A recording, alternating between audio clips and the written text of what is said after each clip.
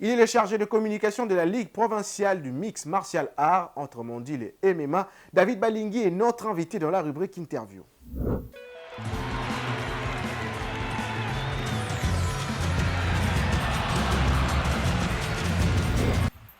Bonsoir, bonjour, ça dépend de l'heure à laquelle vous voulez suivre cette émission sur Innove Télévision.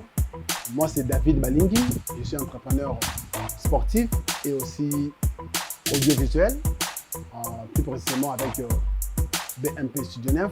Et je suis aussi chargé à la charge et la communication de la Ligue professionnelle des arts martiaux mixtes.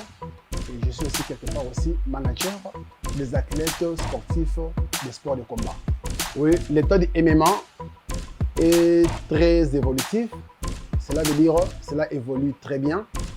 Cela a débuté en 2011 avec le président Bayegon Bomboma qui a créé cette fédération qui n'existait pas au Congo pour la toute première fois depuis 2011.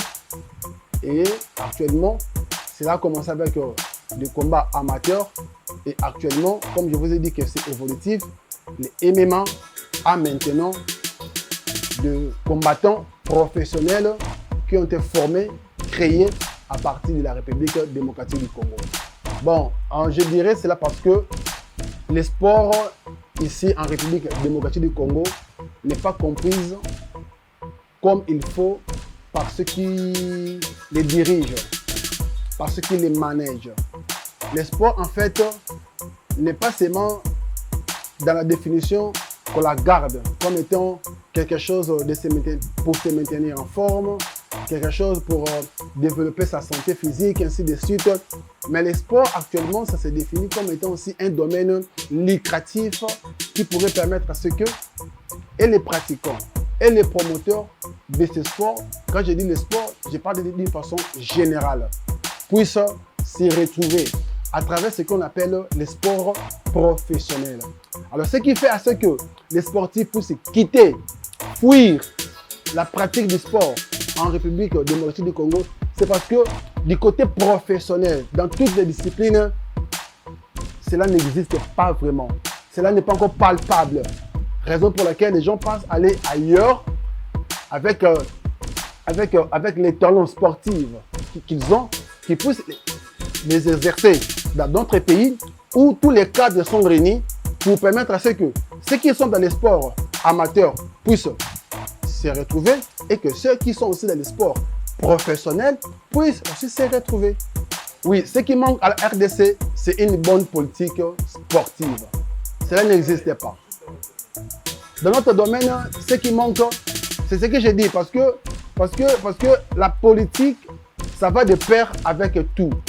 Si la politique ne s'est pas bien organisée, tout ce qui reste ne sera aussi qu'en débandade. Vous comprenez? Alors, nous sommes dans la promotion des sports professionnels. Bien que notre créneau, ça reste le MMA, mais nous ne pouvons pas évoluer dans ce business. Appelez ça business parce que c'est profession, cela veut dire business. Nous ne saurons pas évoluer dans ce business si les cadres politiques ne nous facilitent pas ça. Comment je pourrais justifier ça? C'est avec les décisions politiques qui pourra faire à ce que les sponsors puissent venir facilement investir dans les activités sportives qui cadrent beaucoup plus dans le professionnalisme. Ici, c'est vraiment une casse-tête que lorsque vous organisez une activité professionnelle de sport, que vous puissiez avoir directement, sans pour autant et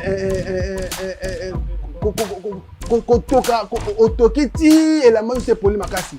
Vous comprenez? Sous d'autres cieux, ce sont des entreprises. Ce sont des entreprises par rapport aux lois qui sont votées, qui les obligent d'une façon directe, peut-être pour réduire leurs taxes, leurs impôts, à soutenir des activités, qui visent à l'encadrement de la jeunesse. Et je crois que si on arrivait peut-être à avoir des politiciens comme il faut, nous qui sommes dans ces business-là, des sports professionnels, on va facilement se retrouver, et nous et les athlètes. Oui, effectivement, de notre côté, nous sommes déjà organisés. Nous avons toute une structure où il y a les présidents, il y a les secrétariats, ainsi qu'il y a divers départements qui visent à faire fonctionner la Ligue professionnelle des arts martiaux mixtes, le MMA professionnel. Donc, de notre côté, par nous-mêmes, comme je crois que les gens sont en train de le suivre sur les réseaux sociaux, il y a un événement qui s'annonce à la date du 30 juin 2024, ici à Kinshasa. C'est organisé premièrement au fonds propre de la Ligue. Vous comprenez? Donc ça veut dire, avec les peu de moyens que nous avons, on a pu mettre en place une activité et nous espérons que Mabekandi jouera au coma. Mais ceux qui joueront au coma, cette activité aura bel et bien lieu.